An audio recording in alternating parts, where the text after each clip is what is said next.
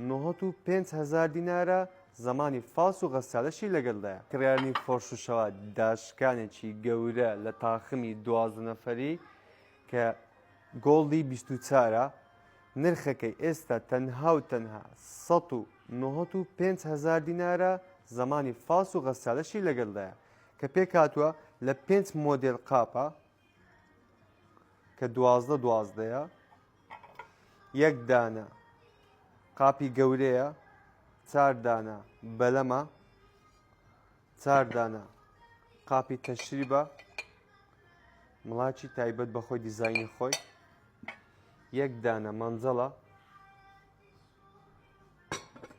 12 نەفەریە زمانی فاس و غەسالی لەگەدایە نرخەکەی ئێستا تەنها و تەنها بۆ ماوەیەکی کاتی 195,000 دینارە. گەیاندنمان هەیە لە بۆ سەرانسەری عێراق کوردستان دەتوانن نامە بنێرن یاخود سەردامان کەن.